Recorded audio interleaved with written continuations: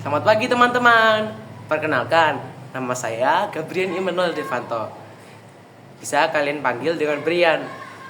Saya berasal dari SMP Negeri 22 Surabaya. Pada kesempatan kali ini, saya ingin menceritakan dongeng yang berjudul Kisah di Kota Tua.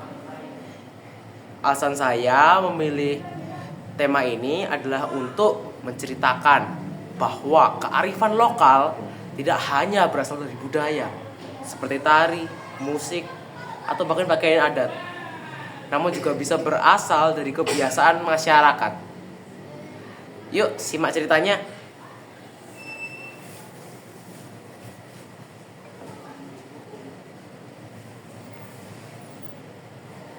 Di suatu pagi, di sebuah SMP, terdapat 4 siswa yang sedang duduk manis di kelas.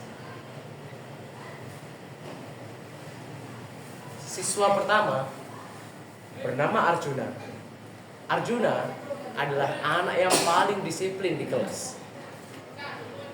Siswa kedua dan ketiga adalah Nakula dan juga Sadewa. Nakula dan Sadewa adalah 2 saudara kembar yang memiliki kepribadian yang sangat berbeda. Nakula memiliki kepribadian yang sangat berpegang teguh pada pendiriannya, sedangkan Sadewa sangat mudah terpengaruh oleh perkataan orang. Yang terakhir, ada Sengkuni. Sengkuni adalah anak yang paling jahil di sekolah. Dia sering sekali dipanggil guru, bahkan pernah masuk ke ruang kepala sekolah karena kejahilan yang luar biasa. Selain itu, ada juga Pak Buta. Pak Buta mengajar mata pelajaran bahasa Indonesia. Latar tempat menunjukkan sebuah kelas sekolah menengah pertama. Arjuna sedang duduk di kursi kelasnya. Pembelajaran sedang berlangsung dengan mata pelajaran bahasa Indonesia yang diajar oleh Pak Buta. Selamat pagi anak-anak, bagaimana kabar kalian? Baik, Pak. Baik, terima kasih. Anak-anak, tujuan pembelajaran kita hari ini adalah peserta didik diharapkan memahami informasi kearifan lokal di daerah setempat. Baik, sebelumnya Bapak ingin menanyakan asal daerah kalian.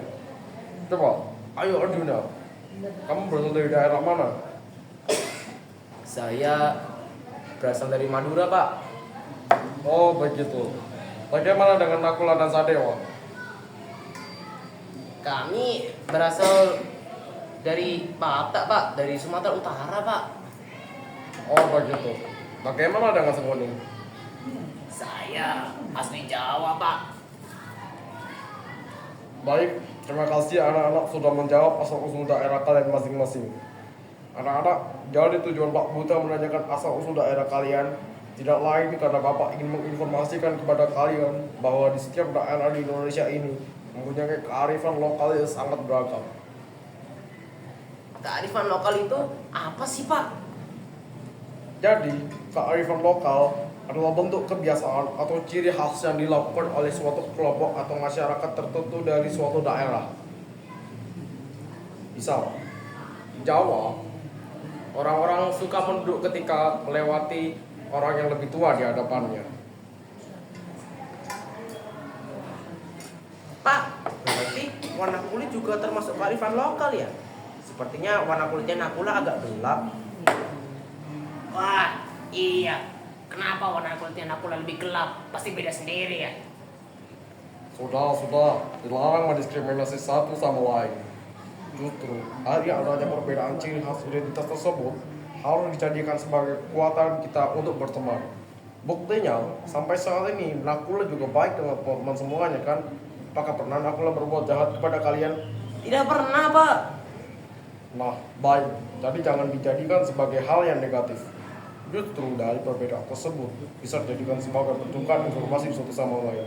Bisa berupa pertukaran informasi mengenai budaya, adat istiadat, dan juga lainnya. Pak, izin bertanya. Kemarin itu di rumah saya ada warga meminta sedekah, tetapi sedekahnya berupa bumi. Hahaha. Mana ada sedekah kok minta bumi? Loh, benar kok. Aku lagi di dalam kamar, tapi aku mendengarkan obrolan warga di depan rumah terkait sedekah bumi. Paling kamu mendengarkan di mimpi kamu. Apa iya ya? Sudah, jangan berpendapat sendiri. Suara bel berbunyi. Anak-anak silakan istirahat ya. Setelah istirahat kita bertemu lagi di jam pembelajaran pendidikan kewarganegaraan yang kelima. Baik, Pak. Surabaya, oh Surabaya, oh Surabaya. Kota kenangan takkan terlupa.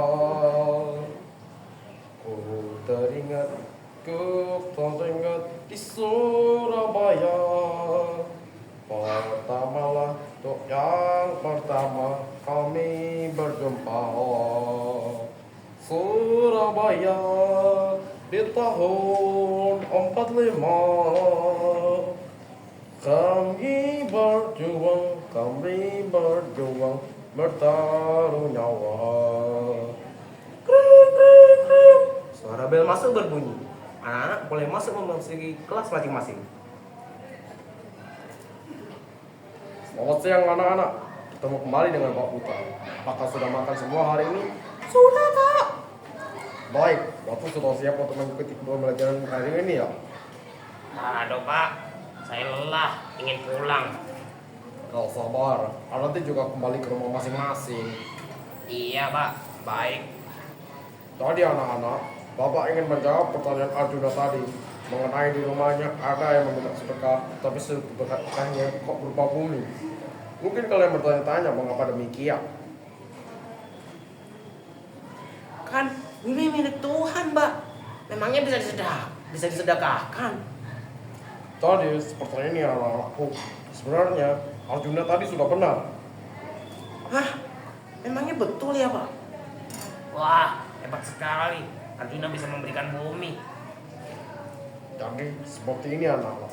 Di kota kita ini, yaitu kota Surabaya, setiap ada bulan Sura atau awal bulan Muharram, masyarakat setempat melakukan acara berkumpul. Acara tersebut juga bisa dilaksanakan menjelang musim panen atau dalam rangka upacara adat. Acara tersebut isinya apa ya Pak? Pada upacara atau tradisi sedekah bumi, pada umumnya tidak banyak peristiwa dan kegiatan yang dilakukan di dalamnya.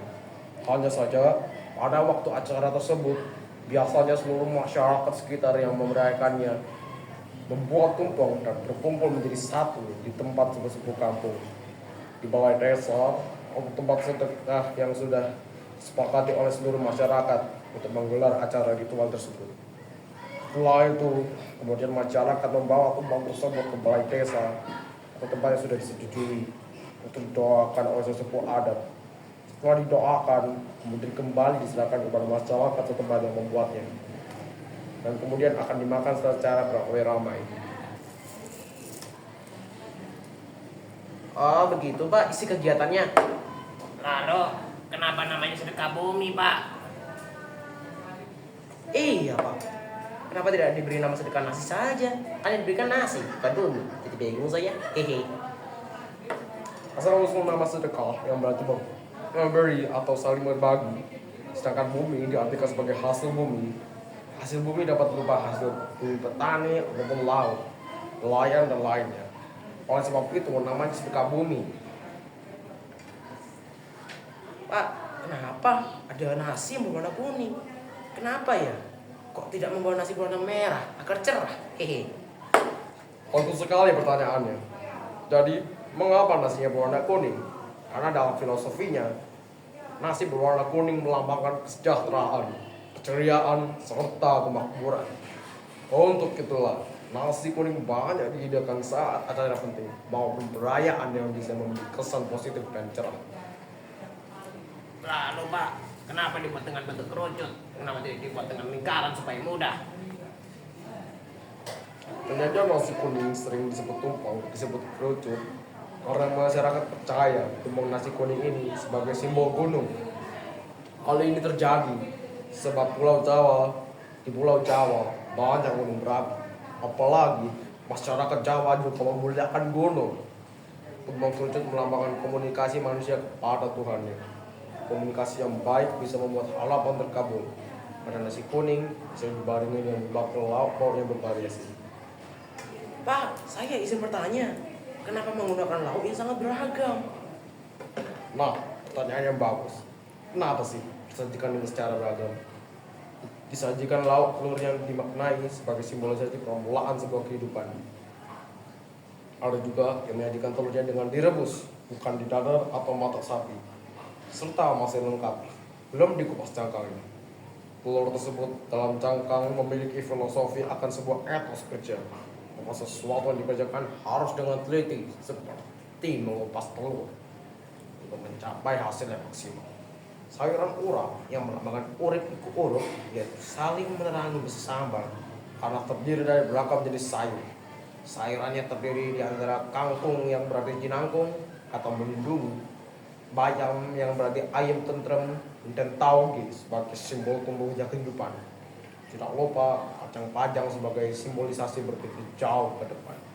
Oh, begitu Pak. Jadi sedekah bumi juga termasuk kearifan lokal ya? Iya, betul sekali. Bel pula sekolah berbunyi. Anak-anak dan Pak Buta meninggalkan kelas.